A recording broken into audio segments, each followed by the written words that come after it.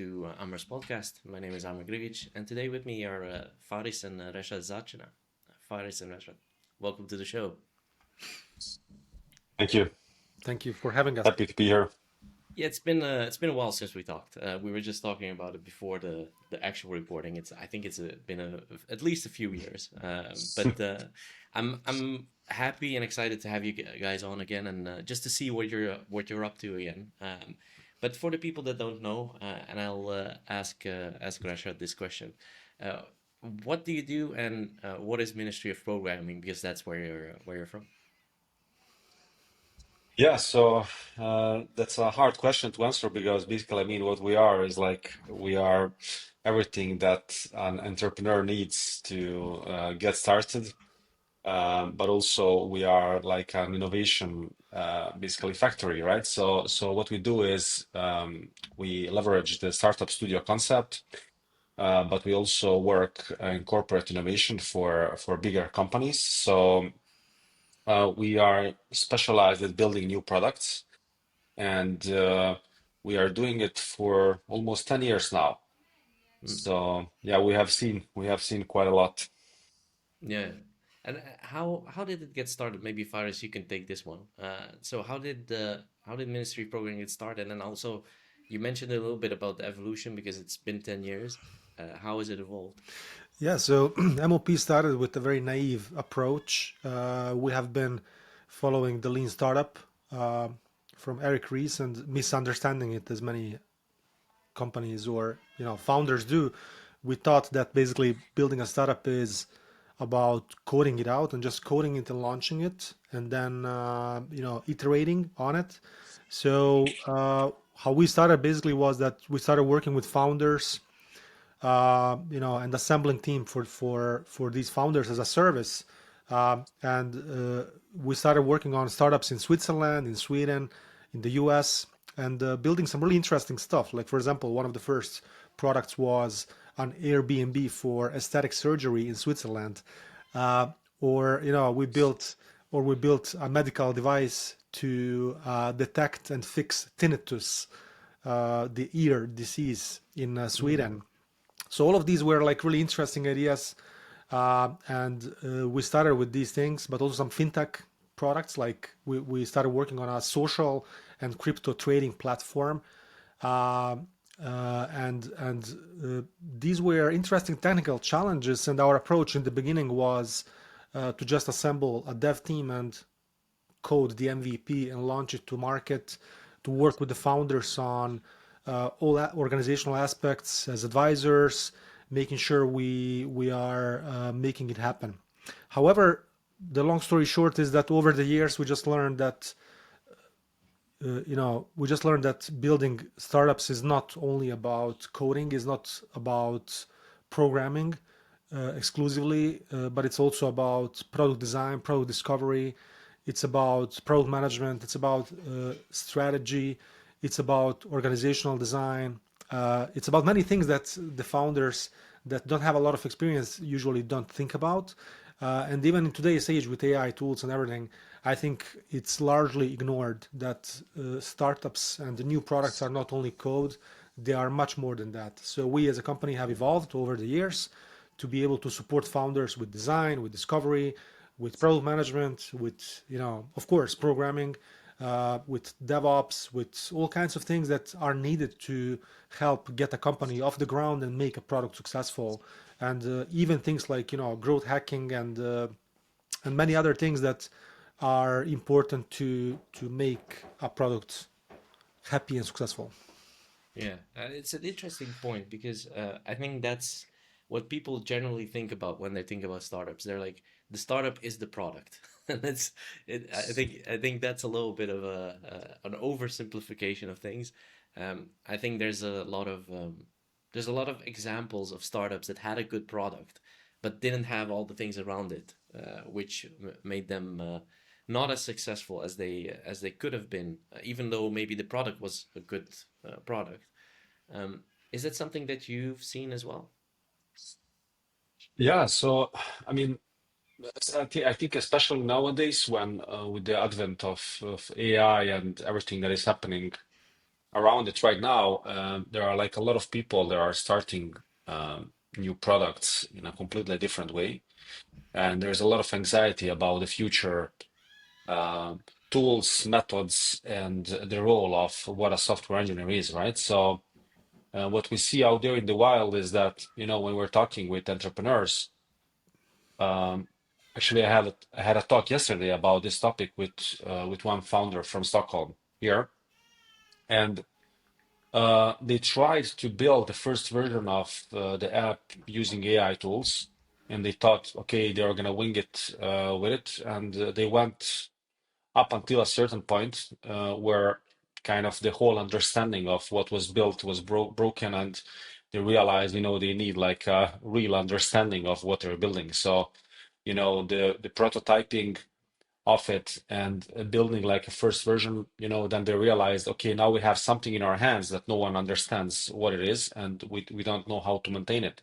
Mm. Another founder that I spoke with this week, they had a problem with the CTO because as we see it now, there is like a huge bottleneck on the CTOs, or generally speaking, on the tech leaders that are the so-called master of puppets in the AI world, right? So what they are trying to do now is like there is this person that is coordinating all the tools that I need, right? So everybody's looking for that master of AI puppets that is gonna build your new product, right? So now there's a huge bottleneck on those roles, and the problem is that people don't realize the old problems are not going away. So you need to make sure that like there is like a concrete plan first on the tech side, but also the issues between founders, the fundraising, roadmaps, how you build things, etc. That hasn't gone anywhere. So those are like the things that are there to stay, and you need to have good plans for it. Mm. So a lot of people went into this prototyping mindset without having actual plans and understanding even what it is. So that's, I think, actually an additional complexity now in the world of startups. It's not very helpful. And that's why we see actually even more broken products out there than before. Mm. But at some point, it is gonna clarify, it is gonna stabilize. How long is it gonna take? We still don't know, but right now it's pretty messy. Yeah, it's something that we talked about in the previous podcast as well, Yeah. about AI tools and how it helps developers, but also how it doesn't help, in the sense that I think what you're saying is correct. You see a lot of people, and it's also because of social media, right? A lot of people are saying like, "Hey, anybody can build a product now, and everybody can be a successful entrepreneur with a product that's a tech product or something like that, just because you can use AI tools." And I think it's a little bit more nuanced than that. It's good to kick things off and get things going, but it's not gonna get you. Well, at least I haven't seen a good example of a product that comes that far that you can say like, oh yeah, this was all created by AI and those kind of things. True, true, Uh, I mean, of course, we are playing with these tools, and we are using them actively on many products. We are playing with some, mm, some are being actively used, from product, from design, from dev, all the way to infrastructure. I think that what you said resonates, and I think anyone can create a product, but that doesn't mean it's going to work. And because you can generate some code, that doesn't mean that code is going to produce the outcomes you want. And I think that there is a bit of overselling, which I mean is reasonable because these tools are really powerful. But to be honest, I think there is still, as Rashad said, there is still a need of a really good team of craftsmen that are working from product, from design, discovery, development, infrastructure, and really thinking through all of the angles of a product to make it a successful company, as you said, because the point is not only to code something, the point is to make it work for the customer, for the user. mm, yeah, that's correct. One thing one thing I saw is because you guys have I think you started in Bosnia, right? If I'm not mistaken, or Yeah. was it started in Um, no, no, actually, we started between Sweden and Bosnia since, back in the days, like Amra and I, we were here, and Faris was down there in Sarajevo, and then kind of the first year of operation was still between two countries, Okay, yeah. and then kind of, we continued through like a setup that was mostly in the Balkans, but we always had like a presence in Sweden. Mm. Yeah, And now you've kind of doubled down again on that, right? On the Sweden part. So it's a little yeah, bit more decentralized than it was. How's that working out now, and what made you do that? yeah. That's a good question. So actually, we've as I described, the first year of MOP was that, like, we were here on the ground in Stockholm, and Faris was in Sarajevo building the operation down there, and most of our engineers were from the Balkans, historically speaking. After a few years, we branched into some other countries as well, hiring freelancers from different countries, but that was like a um, low number of people. So going forward now into today, we decided to formally establish MOP Sweden.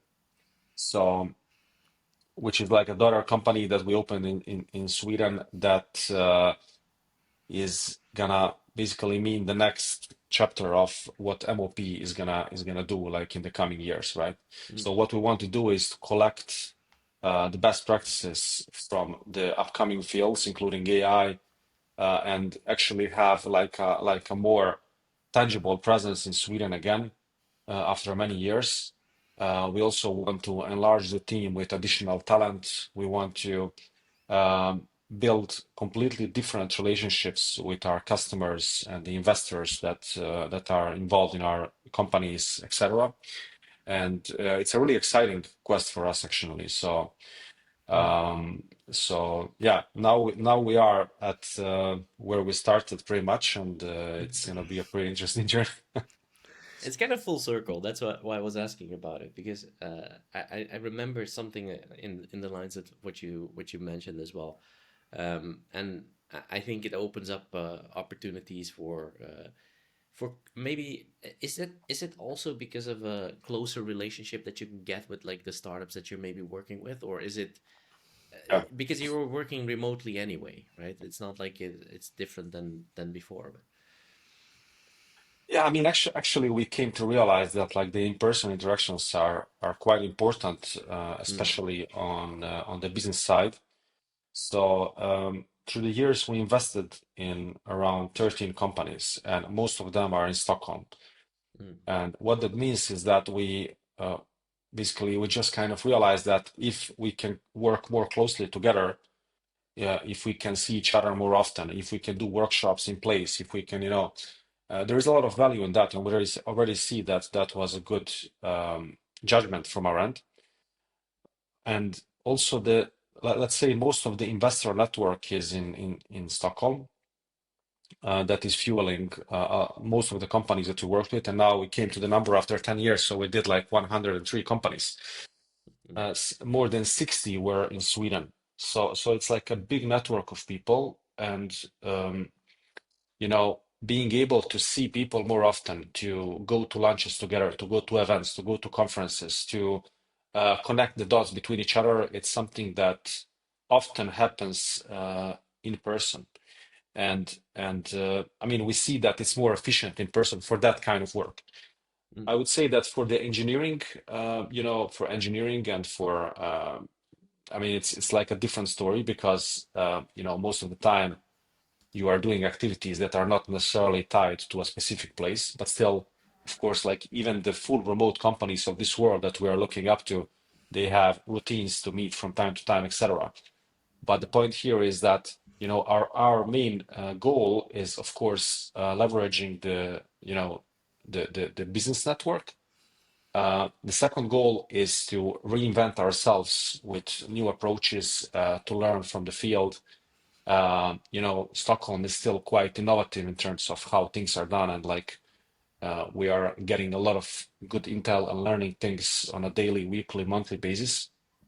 And Yeah, I think it's really exciting because it's not common, for companies to do this kind of things, since basically we moved back to Sweden, so Mm, ourselves, and it's really interesting. Like a lot of people asked us, why didn't you open like a company in Dubai? Or, I mean, we still see that Stockholm is like a good place to be in terms of innovation, that we can both contribute but also learn a lot, and mm, that is especially important in these times.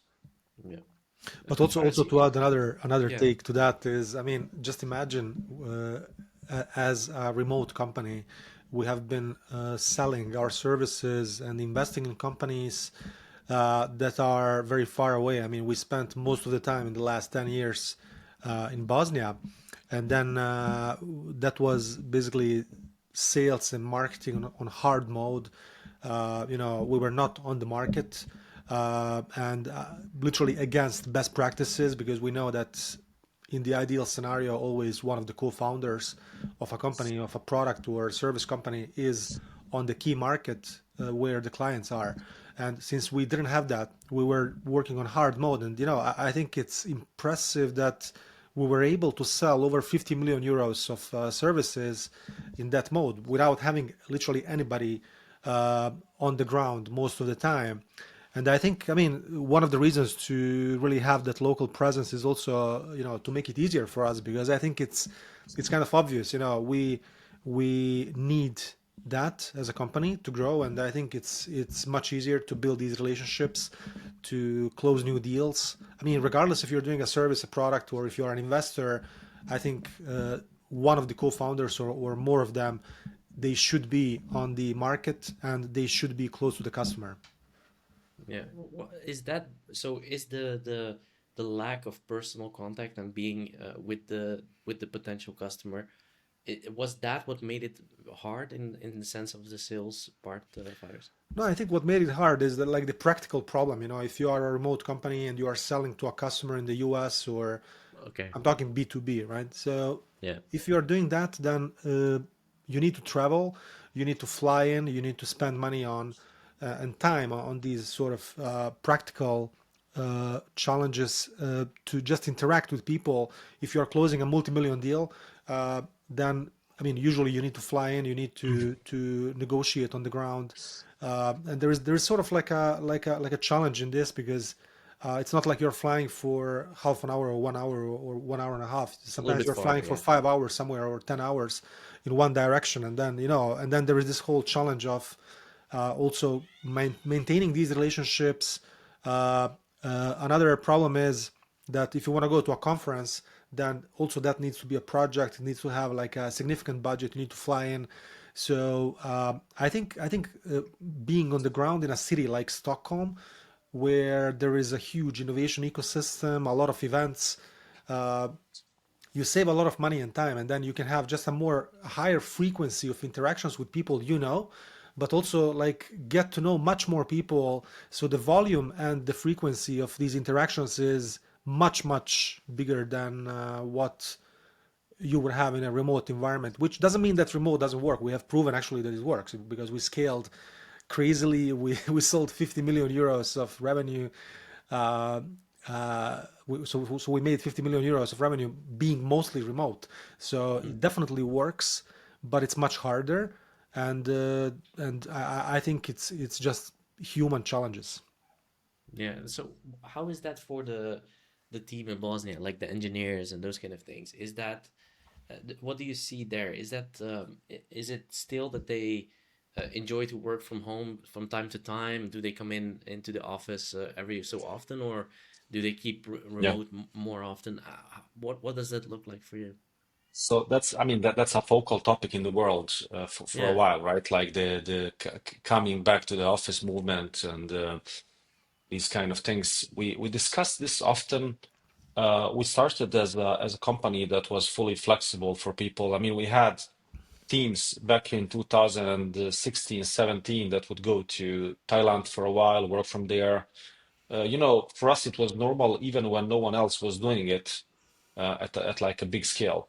And back in the days before COVID, 80% of our team, wherever where they located, they would come to the office. 20% would work from somewhere else, right? Is it their home or a cafe or another country?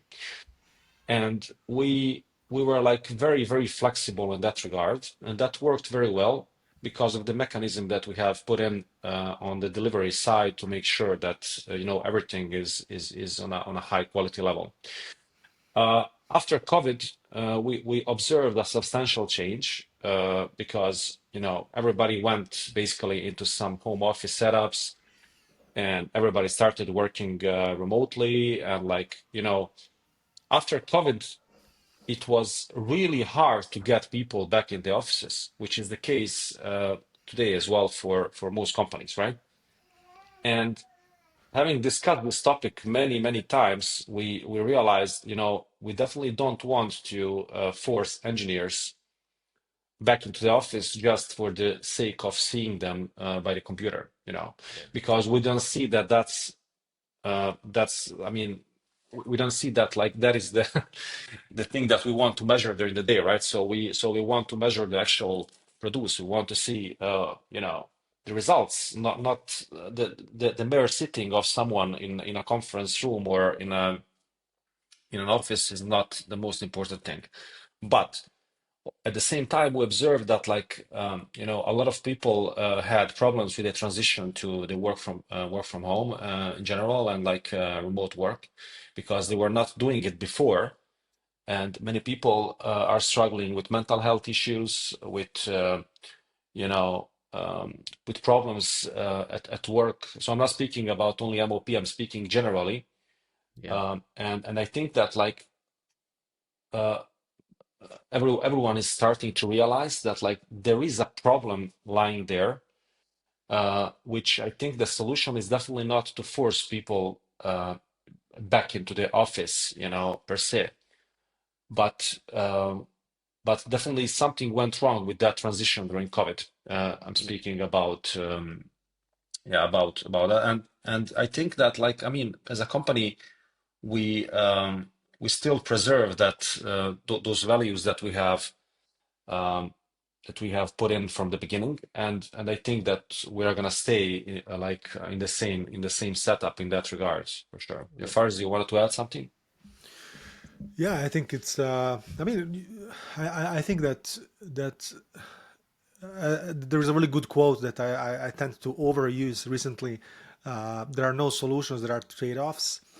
So there's always a set of trade-offs with any decision. And I think, I mean, when we decided to be a hybrid company, we accepted a set of trade-offs that happens with that model, and there are a lot, right?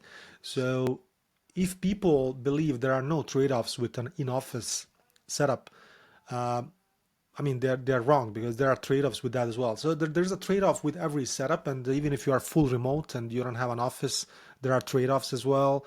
So what we see that in our model, the trade-offs are mostly on because most people are remote now and they work from home. The trade-offs are that on the positive side, people have much more time to spend with with their family. They don't need to commute. They feel much more focused because they don't have a lot of these interruptions that happen in the office. You like it or not, I don't know, a person approaching you and asking you a question while you are hyper focused on coding something that is not productive for sure. Mm. And those are the trade-offs of the office environment. And I think people love to work from home, because they save a lot of time, they can focus, they can get shit done, and the outputs are really good. On the negative side, of course, I mean, people are not spending sufficient time with each other, which creates a problem of, feeling of belonging, of, interpersonal, uh, uh, you know, interpersonal sort of communication, and even with the newest tools in terms of remote work, I think it's still challenging, and there is something lost in that sort of remote collaboration. And I think, for example, if I want to have a coffee with you, and I approach you in the office, uh, you're gonna say yes, probably. If I reach out to you on Slack in a remote environment, I mean, probably you're gonna say no. And I mean, there is something about that which is sort of really interesting to observe. And there are solutions to this, and I think we made it work. We have a lot of in-person events. We have other things that we do to just connect people together. But again, I just want to acknowledge that there's a huge set of challenges, but also a lot of benefits in the way we work. And for now, we are sticking to it. I mean, we are not changing too much now because we believe that remote is a sign of trust. We trust our people to do the best work. Uh, Today, most teams are global anyway, they work remote anyway. So there is not really a huge benefit to getting everybody back to the office. That's how we see it. But we would like definitely to have, events, to have, workshops, to have uh, certain moments and certain routines that are important to be in person, to be in person. Yeah, Yeah, and if I can add just one more thing, like because I yeah, mean we observed kind of the difference between the engineering organization and like everything that is happening on the business side. Because I think that fundamentally the activities that that are happening in the engineering organization are quite different compared to, let's say, what we do on the field in Stockholm, right?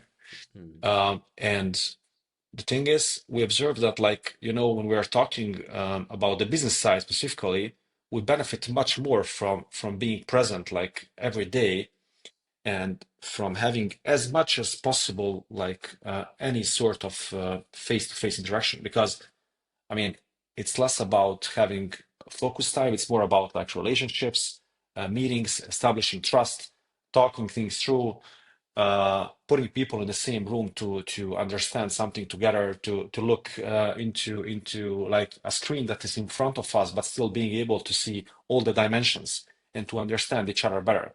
So I think, I mean, uh, in my head, I kind of divide, the let's say the managerial schedule and the basically the engineering schedule, because the creator schedule, as they call it, basically maker versus creator time, and no, sorry, manager versus maker time, and I think those two worlds are like completely different, and yeah. we need to acknowledge that.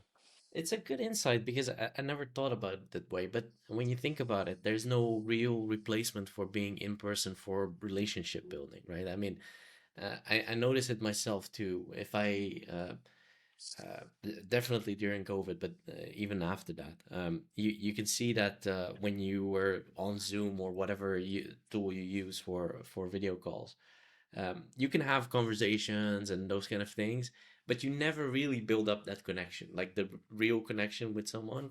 You're not really building up through those kind of conversations. You do that when you're in person. And one other thing that you mentioned, Rashad, I think in the terms of like the mental health thing, I think uh, working from home or on home office or whatever you want to call it, you can see that that puts it's hard for people if they're not used to it to really shut off. Like they cannot really shut off their work life from their personal life. So whenever I don't know, whenever they stop working at like 4 or 5 p.m., you will see that people will still go and check their whatever, their computer or whatever, in even in the evening, because they're at home and there's no real boundary, right? If you go to the office, there's a boundary there, right? So it's an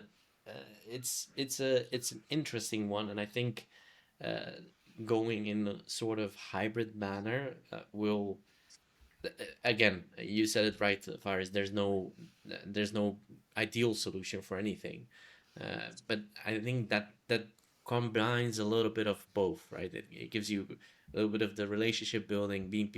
If I go to the office, for example, if I go to the office, it's for that time, like for the relationship building time with people, talking to people in person. It's really for that. It's not for like the it sounds a little bit weird to say, but it's not for the real work time. Like the time I work is mostly spent when I'm doing things at home. But what's interesting? I mean, the common argument for people that are, especially developers or designers or, Hmm. more introvert people that That's a different story again. Yes. that Yeah. don't like to interact too much with managers or even other people, because I mean, a lot of people see their work as sort of intense concentration. I need to focus and get shit done. And it's like a very sort of brutal and effective way of thinking. I have these tasks, I need to get things done, I don't want any sort of distractions. And this is why a lot of people avoid the office. And to a lot of people, these interpersonal relationships are not important, because I mean, Mm. that's not how they think in terms of priorities. But there is really a good book. It's called, I don't know if you read it, probably not, but it's called The Extreme Teams. No. And in this book, I mean, there is this idea that explains how high performance teams operate. And a high performance team is not a team that only gets shit done and completes the let's say the largest amount of tasks in a unit of time without any interruption. But an effective team is a team that is sort of ping ponging all the time between bonding and performance. So in a way, Mm. performance and bonding are both important, and this is based on a study on research of the best teams in the world. So my advice to people that tend to think, okay, I don't want to go to the office, I don't want to interact with people, I just want to get my shit done at home, or or even if I go to the office, I'm gonna isolate in a corner. I don't want to talk to anybody. I mean, my advice to these people would be that they should read this book and additional books and research about this, because the most effective teams are the teams that are investing time in interpersonal relationships, into understanding each other, into creating a sense of belonging and teamwork. And I think that's very, very important. Yeah, the high performance teams usually also depend on a high level of trust, right? And Yes, you're not gonna build that trust up if you don't have that interpersonal connection. And that's I think it's an actually a good suggestion. I will have to read that book because I love thinking about these kind of things. But you can see that too. The teams I have been in that have been the most successful have had a little bit of both. They've had like do hard work, do your thing, but also you have to have some sort of fun or whatever with each other to kind of understand how others function, build up that trust, and the trust is also needed to have the difficult conversations when something is not working, right? So I agree. that's I definitely agree. my thing. And Yeah, and if if you and if yeah, and if you think about it, like this is exactly gonna be the difference in the world of AI powered product building. Mm, So I mean, the teams that are gonna be able to sit together and think stuff through and understand, and be like as an atomic unit, and be able to see, what the real problem is. Are we tackling the metrics? Are we looking at, what is happening with this? How can we solve it? Like who is going to work on this? Who's going, like that they are able to pivot quickly and not just focus on building things, because like the mm, building part, the coding part is probably going to become, let's say, a less of a problem, right? I mean, like not being the AI doomsday for developers, but like kind of it is definitely going to be something that is not as hard as it is today. Everything else is going to be harder, and then we're going to come to the essence of it, right? What kind of product are we building? What is the quality? How does it look? What mm, is a better UX compared to some other product? What are the numbers we're tracking? What are our values as a company? What are our values as a team? How are we projecting that into the product, into the company? How are we communicating with customers? Are we doing the AI chatbot thing, or are we like putting a little bit more of thought? What is going to be the differentiation? Thinking about these kind of things, because everybody's going to be able to put out something, to put something out there, and the difference is going to be in how we work as teams, how we work as people together, and that is going to beat AI. yeah, I mean, you're not going to beat AI by sitting like in the corner and trying 1,000 tools and like and saying, yeah, now I'm the master of the AI puppets. No, I really like this. you I know. really like this idea. And Rashad is suggesting basically to swarm up together against the AI. Yeah, So yeah, I mean, exactly. so when we ask the question, man what? against the machine. So Yeah. what Yeah, when yeah. we ask the question, there's always this question. Okay, why a human is going to be replaced by an AI, but maybe a swarm of humans is not going to be replaced, because I think it's Yeah. humans. I don't know if you read the work of Harari, but I mean humans have evolved through collaboration and through basically working together. And I think there is a lot of truth to what Rashad is saying. Together we are much more powerful than a single unit, and together we are smarter than maybe an AI. So maybe an AI is smarter than any single person in the world in the future, as Elon says, or anybody. I mean, very soon that's going to happen, right? But together we are still smarter than that AI, and we are leveraging the collaboration power, co-creation, working together, and let's call it professionally intimacy, like working together effectively on design, discovery, product building, thinking through things, and then also using our network, using our social connections to promote the product, to make it successful. So I think that basically reframes the whole conversation. I think it's very important we work together, we spend time together, and we see, instead of being individuals, we are a team. Yeah. So one other thing that I know is, you mentioned it a little bit as well. You had some rapid growth in like in the past. Like it's been a bit of a roller coaster ride, I think, throughout the years. So we've been talking about basically about culture and those kind of things within the company. So throughout these kind of years of really growing fast, how did you kind of maintain that culture that you maybe had in the beginning? Is that something that changed, or is that something that you purposefully think about? How has that been over the last maybe 10 years that you're almost, it's almost 10 years, right? That Yeah. you've been working on this.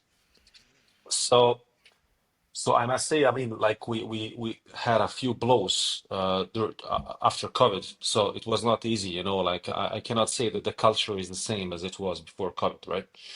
Mm, Uh, exactly for the reason why, we were like first we were like a smaller company, then we grew really quickly.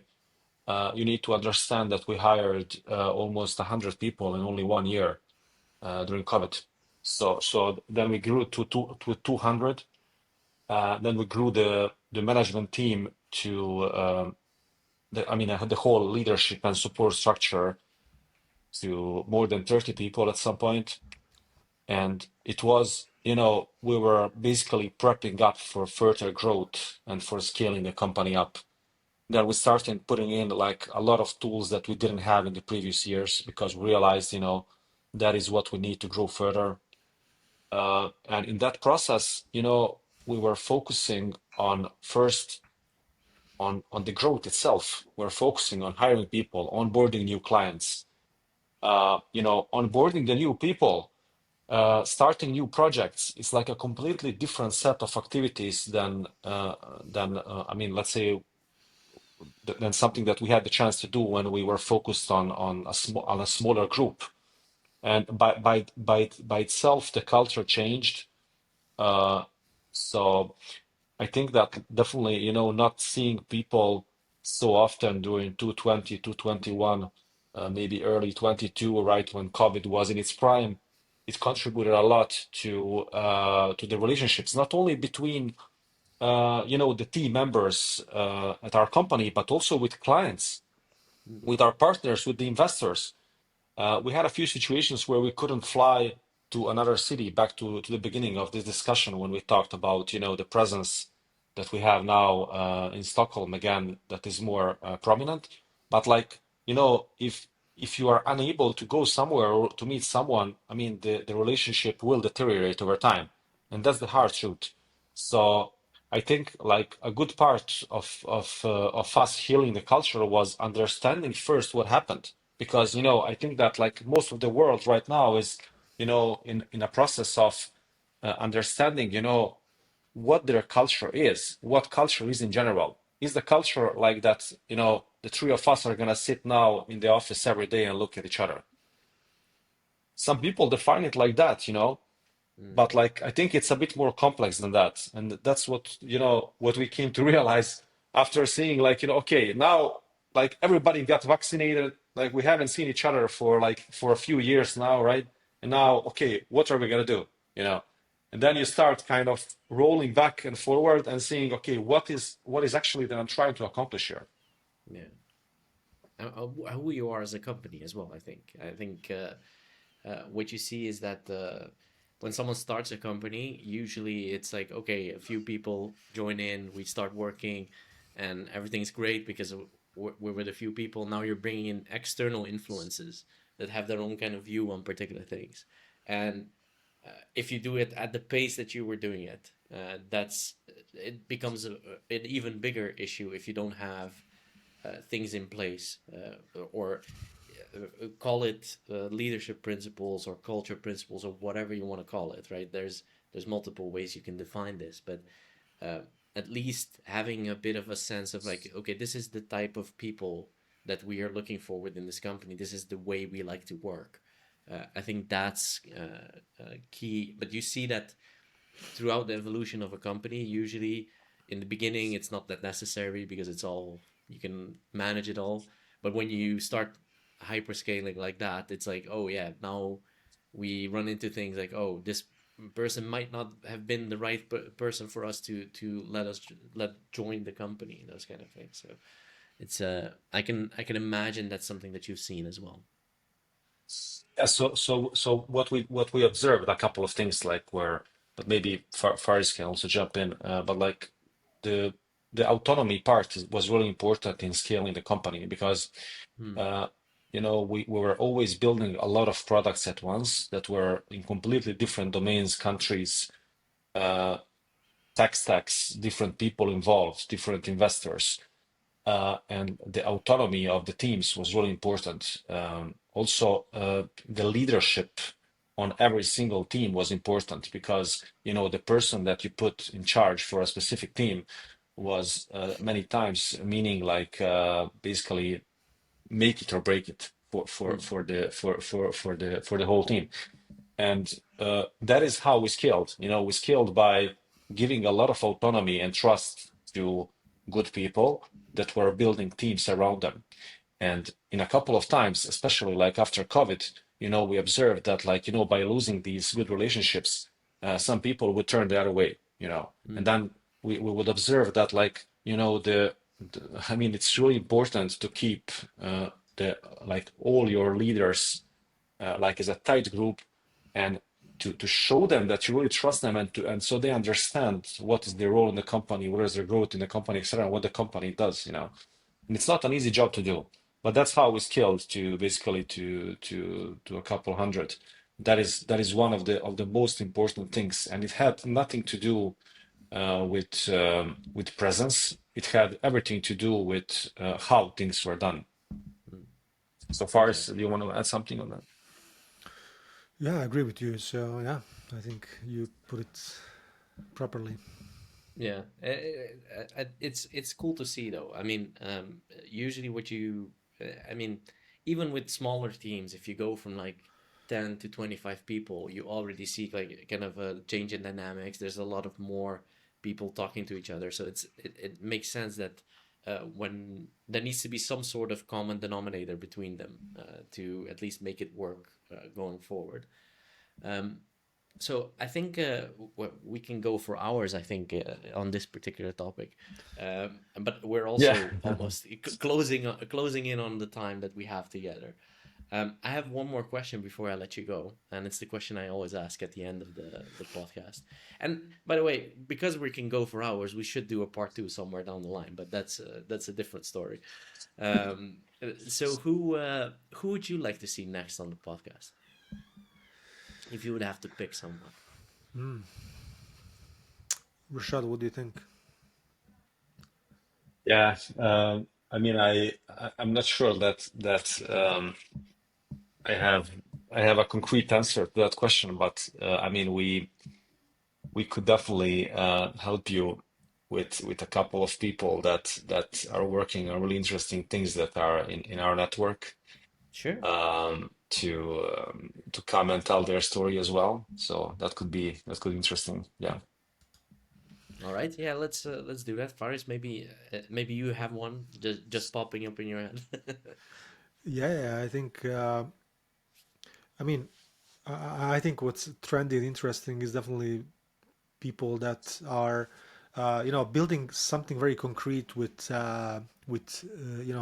AI tools, but not prototypes, but actual sort of products in a Mm. more modern workflow. I mean, that would be really interesting to see. I don't have anybody specific. I think most of the people that appear in the space, they are just experimenting and prototyping. But the ideal guest would be somebody that built something end to end and launched it and made it successful with the new, AI tools and AI workflows, just as proof that it's sort of working as advertised, and to learn, I mean, how people set up these full workflows. So I think, I mean, that would be really interesting to look Yeah, into. I Yeah, think so too. I think so too. Let's keep it. Whenever you have someone, just message me, and yeah, 100%. we'll figure it out. But as a kind of closing off, I would like to thank you for your time and for your insights, because every time we talk, and we haven't talked for a while, and we should more often, I think, uh, it makes me think about particular things, and it gives me insights into particular things that I kind of see, but you when someone calls it out, you're like, yeah, that actually makes a lot of sense. So thank you for that. Thank you for inviting us. Always a So, pleasure. and thank you. Thank you. Until next Thank you. time. It was See ya. short.